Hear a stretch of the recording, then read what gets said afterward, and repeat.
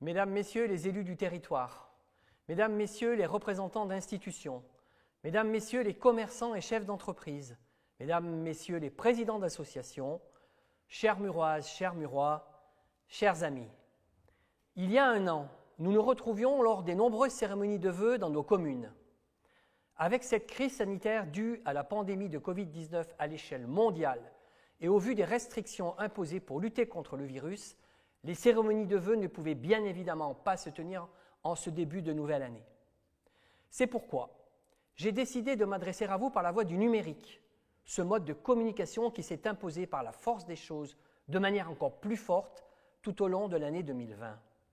Mais je vous rassure, il ne remplacera pas ces moments de convivialité auxquels nous tenons tant, et dès que la situation sanitaire le permettra, nous serons tous tellement heureux de nous retrouver pour partager ces moments d'échange, d'amitié, de solidarité et d'humanité. Covid-19, coronavirus, contamination, pandémie, taux d'incidence, ce sont incontestablement les termes qui ont marqué l'année écoulée, des mots qui resteront gravés pour résumer 2020, une année sur laquelle nous souhaitons au plus vite et définitivement tourner la page. Dans sa chronologie, 2020 a d'abord été pour nos collectivités une année électorale.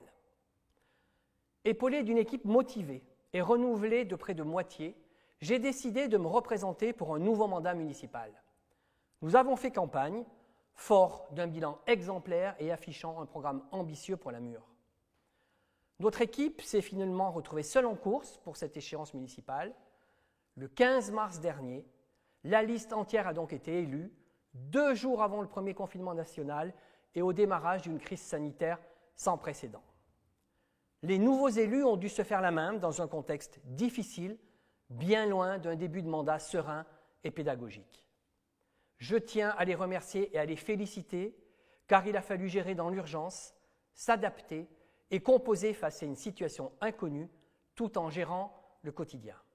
Et c'est seulement le 23 mai qu'a pu se tenir le conseil d'installation au cours duquel l'Assemblée municipale m'a officiellement élu comme maire de la Mure, avec à mes côtés 8 adjoints en charge de nombreuses thématiques de la vie municipale. Dans ce nouveau mandat, 12 élus murois siègent en tant que délégués communautaires au sein de la communauté de communes de la Matésine. Il s'agit là de défendre les intérêts de notre territoire avec ses 43 communes et ses diverses compétences, allant du tourisme à la petite enfance, passant par la toute nouvelle gestion de l'Alpe du Grand Serre, le ramassage et le traitement des déchets ménagers, la maison Messian ou les chemins de randonnée. Je tiens d'ailleurs à cet effet à remercier le président sortant, Joël Pontier, qui a tenu la barre de la Comcom sur le mandat 2015-2020. Et pour cette nouvelle échéance, le premier conseil communautaire a pu se tenir le 15 juillet pour élire un nouvel exécutif composé de 8 vice-présidents autour d'un nouveau président, Éric Balme, qui peut s'assurer de mon soutien le plus sincère. Dans cet exécutif, la commune de la Mure est représentée par 2 élus, mon adjointe, Nadine Barry, vice-présidente déléguée au tourisme, et moi-même, en tant que premier vice-président délégué à l'économie et à l'emploi. Comme je le disais en introduction, l'annonce du premier confinement en mars 2020 a retenti comme un cataclysme pour toute la population, pour les acteurs économiques, le tissu éducatif et associatif, le milieu sportif et culturel. Du jour au lendemain, il a fallu s'organiser pour répondre à une situation inconnue, aménager les services, communiquer avec la population sans tomber dans la panique, en suivant les directives successives, en assurant le fonctionnement des instances, en prenant des mesures pour anticiper les besoins. Des infrastructures ont été fermées, écoles, équipements sportifs et culturels. Des services ont fonctionné sous une nouvelle version, avec la mise en place d'un enseignement à distance à l'école de musique, l'aménagement des salles avec des plexiglas, la délocalisation de certains cours dans l'école des Capucins, des animations en ligne à la Matacena. Les services municipaux ont assuré une permanence de leur mission. Ouverture des services en mairie, surveillance accrue par le CCAS pour les personnes fragiles et isolées. Des subventions spécifiques ont été attribuées en faveur des associations en difficulté. De nouvelles lignes budgétaires à hauteur de 100 000 € ont été inscrites pour faire face aux dépenses exceptionnelles liées à la crise sanitaire, comme l'achat de protection pour l'aménagement des services, le renfort de personnel pour répondre aux protocoles dans les écoles, les colonnes de gel hydroalcoolique, offertes par la ville de Namur aux commerçants, agences, cabinets médicaux. La ville a aussi acheté le matériel et lancé l'opération Petite Main pour la confection de plus de 6000 masques en tissu, réalisés par des couturières volontaires et bénévoles, une opération encadrée par le pôle d'animation de la ville. Et je profite de cette occasion pour remercier du plus profond du cœur les 60 couturières engagées dans cette opération. Nous organiserons une réception à leur intention dès que la situation l'autorisera pour mettre à l'honneur leur travail exceptionnel qui a permis de relever ce défi. Et en ajoutant les masques offerts par la région et ceux de la communauté de communes, ce sont donc 3 distributions qui ont été effectuées par les élus murois dans toutes les boîtes à lettres de la ville. Alors, la période que nous traversons depuis mars 2020 est extrêmement difficile pour le moral de chacun. Restrictions, confinement, couvre-feu, distanciation physique, fermeture de lieux culturels et sportifs, fermeture de commerces. Même les cérémonies nationales d'hommage aux anciens combattants n'ont pu se tenir qu'en comité très restreint. Pour soutenir le commerce de proximité et nombre de petits établissements frappés de plein fouet par la crise, le pôle d'animation s'est concentré en fin d'année sur une communication visant à promouvoir le click and collect, la vente à emporter, la vente en ligne proposée par les petits commerces. Mais heureusement, la crise sanitaire n'a pas stoppé le fonctionnement ni la vie municipale et les projets de mandature ont pu avancer. Par exemple, le chantier sur l'entrée nord de la ville au niveau de la gare a été réalisé dans sa totalité, avec un nouveau revêtement de chaussée, des cheminements piétons et trottoirs accessibles, une piste cyclable, des aménagements paysagers, un nouvel éclairage, la réfection du parking existant pour un coût total des travaux de 640 000 €. En octobre, la création d'un nouveau parking municipal de 34 places aux abords de la gare pour un montant de 113 000 €. Ces investissements se situent à proximité immédiate de la gare du Petit Train, car au printemps prochain, nous verrons redémarrer cet outil touristique essentiel pour notre territoire. Les travaux de construction de la nouvelle gare sont au stade de finition. Le grand parking visiteur est en cours de réalisation.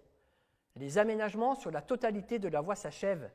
Les locomotives et voitures rénovées sont arrivées dans les ateliers. Rendez-vous au printemps prochain pour entendre siffler notre petit train grâce à nos partenaires que sont la région, le département, la communauté de communes de la Métésine et la société EDEIS. Toujours dans les grands chantiers, les travaux sur les réseaux d'assainissement de la rue des Alpes ont commencé et se dérouleront par tranches successives sur 3 ans. Au niveau des réalisations diverses sur l'année écoulée, je ne peux pas les lister de manière exhaustive, j'en retiendrai volontiers quelques-unes parmi d'autres. Sur les voiries communales, avec la réfection de l'impasse du Snépi pour 31 000 €, du chemin des Araignées pour 78 000 €, la poursuite de l'agenda d'accessibilité programmé en faveur du handicap et de l'accessibilité des espaces publics, avec l'aménagement des issues de secours du théâtre, par exemple. Le lancement de l'opération Mégot, avec la pose des premiers cendriers ludiques aux abords de certains équipements, avec des réflexions en cours pour le centre-ville. L'acquisition aussi d'un nouveau véhicule technique Lindner équipé pour le salage et le déneigement pour un montant de 186 000 €. Et enfin, le lancement de l'opération de changement des compteurs d'eau. 3100 compteurs seront changés d'ici l'été 2021, munis de têtes radio-relevables pour un montant total de 340 000 €. Au niveau de l'action sociale, les équipes du CCAS sont à pied d'œuvre pour demeurer au plus près des personnes isolées durant cette crise. Le traditionnel repas des têtes blanches a dû être annulé, mais en contrepartie, un effort a été fait pour améliorer l'enveloppe allouée au colis de Noël pour les plus de 70 ans. Une rallonge de subventions à hauteur de 500 € chacune a été accordée aux associations caritatives ainsi qu'une aide exceptionnelle pour les secouristes. Une convention a été signée avec l'AFIP en début d'année 2020 pour l'accueil de travailleurs handicapés dans les services municipaux. Le partenariat vient de se concrétiser avec un premier contrat d'une durée de 6 mois au service de la propreté urbaine. Toujours dans le volet social, en liaison bien évidemment avec la communauté de communes pour tout le territoire, les travaux ont débuté au CCAS suite à sa labellisation pour l'aménagement de l'espace France Service. Il s'agira alors de conseiller et d'accompagner les usagers dans les démarches auprès de 9 organismes partenaires. Dans les thématiques du scolaire et de la jeunesse, L'accueil des enfants a été assuré pour les professionnels prioritaires à la crèche comme dans nos écoles. Nos services ont dû s'adapter régulièrement à la situation dès la reprise des classes à l'issue du premier confinement, avec une application stricte des protocoles sanitaires dans nos écoles. Des renforts de personnel ont d'ailleurs été instaurés pour le ménage et la désinfection des locaux. Depuis le mois de mai, le service jeunesse Images a fonctionné avec une augmentation de la fréquentation et une forte adhésion au sein du club ado. Du côté des festivités, l'année 2020 a incontestablement vu ces manifestations se réduire au minimum autorisé, avec un seul créneau durant la période estivale pour quelques animations de plein air. 4 dates de la Mûre du Son ont pu se tenir, en appliquant bien évidemment les consignes sanitaires. La fête du Mûrson, le 15 août, a été maintenue en mode réduit. La fête du sport s'est déroulée le 11 septembre avec une belle participation du public, malgré le contexte sanitaire. Toutes les autres dates et animations ont dû malheureusement être annulées, et je pense aussi à toutes les manifestations organisées habituellement par les associations et clubs locaux pour le fonctionnement et le financement de leurs activités. Pour les aider, le conseil municipal a voté en décembre dernier une attribution de subventions complémentaires pour les associations les plus impactées par la crise. Je reste cependant confiant et optimiste, et j'émets le vœu que 2021 nous permette d'organiser de très belles festivités pour retrouver cette convivialité. Nous en avons tellement besoin. Je n'oublie pas non plus le musée Mathésin, qui a pu assurer une partie de sa saison avec l'exposition Panorama Mathésine, qui a connu un vif succès, notamment auprès du public local. Cette exposition dédiée aux images et à l'histoire du chemin de fer de la Mûre sera reconduite en 2021 pour marquer la reprise de notre petit train. Je profite de cette occasion pour remercier nos mécènes animation engagés par une convention financière de 3 ans avec la ville de la Mûre, les entreprises Caron, Eiffage, Alpétude, VFD, Lyonnais, Darrier Granulé, Gros Environnement. En termes de sport et de santé, les pratiques sportives ont été particulièrement perturbées et le sont encore. Les élus et services en charge du planning d'utilisation des équipements ont maintes fois remanié les emplois du temps pour les créneaux sportifs des scolaires et des associations. La salle polyvalente du complexe sportif Jean Morel a d'abord été aménagée au printemps 2020 pour accueillir un centre de consultation Covid. Il n'a pas eu besoin d'être activé durant cette première vague. En décembre dernier, c'est en centre de dépistage que les lieux ont été transformés, aux côtés des équipes de la CPTS, Communauté professionnelle territoriale de santé.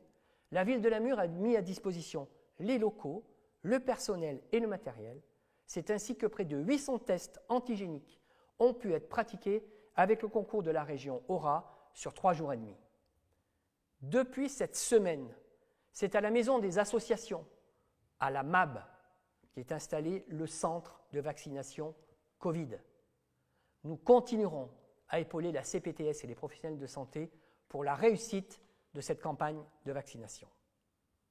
Toujours dans un volet santé, pour le personnel soignant du centre hospitalier Fabrice Marquiol, la ville de la Mûre, via le budget du CCAS, a contribué financièrement pour proposer des séances collectives complémentaires avec une psychologue sur décembre et janvier, ainsi que 10 séances de relaxation-méditation pour les agents éprouvant un besoin de soutien psychologique. J'en profite pour remercier très sincèrement les personnels soignants de notre hôpital, de nos organismes d'aide à la personne et de tous les cabinets médicaux et paramédicaux qui se sont retrouvés en première ligne face à ces vagues de l'épidémie. Un immense merci aussi aux agents communaux pour le travail qu'ils accomplissent chaque jour pour voir aboutir nos projets et répondre au quotidien des Muroises et des Murois. Des agents sur qui je peux compter en toutes circonstances, à qui nous demandons beaucoup et qui s'adaptent sans cesse aux nouvelles et nombreuses sollicitations.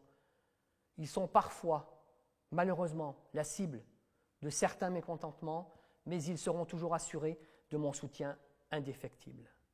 Je remercie tous nos partenaires financeurs qui nous attribuent les aides indispensables pour réaliser nos projets d'investissement.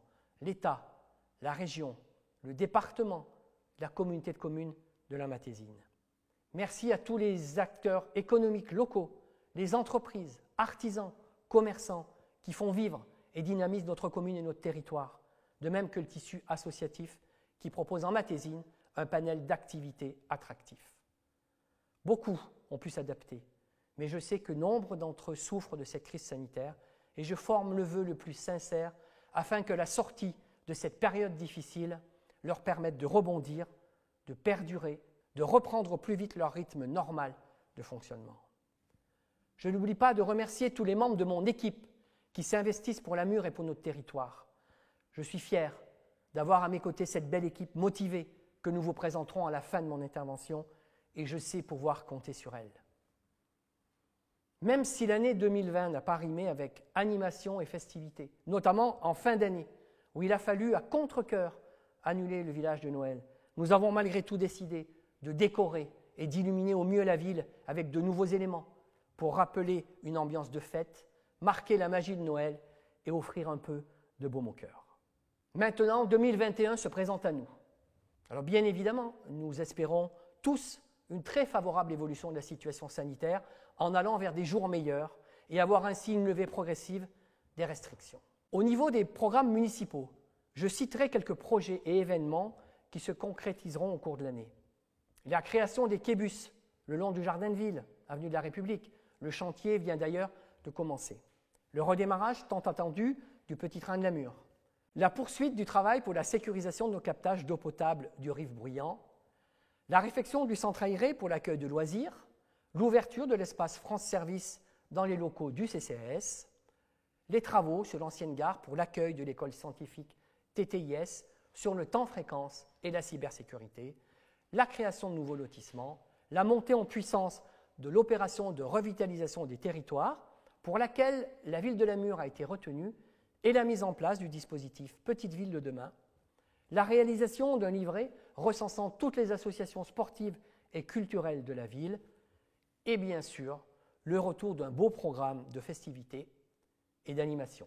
J'en profite d'ailleurs pour vous rappeler que si vous souhaitez garder le lien et être informé en temps réel, je vous invite à télécharger l'application Politeia France et choisir la Mure dans les organismes proposés.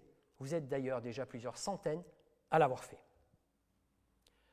Je terminerai avec un clin d'œil aux 5 médaillés murois à qui j'ai décerné à l'occasion de la promotion du 22 août 2020 la médaille d'honneur de la ville.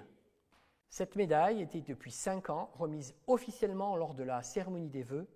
Ce n'est que partie remise, car nous organiserons dans l'année une réception pour mettre à l'honneur les récipiendaires Albert Claret, Claire Leca, Janine Mordégan, Maurice Moutin et Denise Vial. Le moment est donc venu pour moi de répondre à cette tradition républicaine de début d'année. C'est ainsi que je vous présente, à titre personnel et au nom de l'ensemble du conseil municipal, tous mes vœux de réussite dans vos fonctions et engagements respectifs, tous mes vœux de prospérité dans vos entreprises et activités professionnelles. Continuons à travailler dans la sérénité et le respect les uns des autres pour le bien de la collectivité. Tous mes vœux de santé et de joie dans vos familles et avec vos proches. Profitons à la moindre occasion de plaisir, de rire, de bonheur, d'amitié. En cette nouvelle année, donnez-vous pleinement dans vos passions. Sachez abuser des bonnes choses et profiter des instants précieux partagés avec ceux que vous aimez. N'oubliez pas, soyez au rendez-vous pour le retour de Petit Train. En 2021, nous espérons tomber symboliquement le masque et pour cela, faites-vous vacciner, il y en aura pour tout le monde, respectons les gestes barrières et c'est tous ensemble que nous vaincrons ce virus pour retrouver cette convivialité qui nous manque tant. Prenez soin de vous, bonne et heureuse année à tous.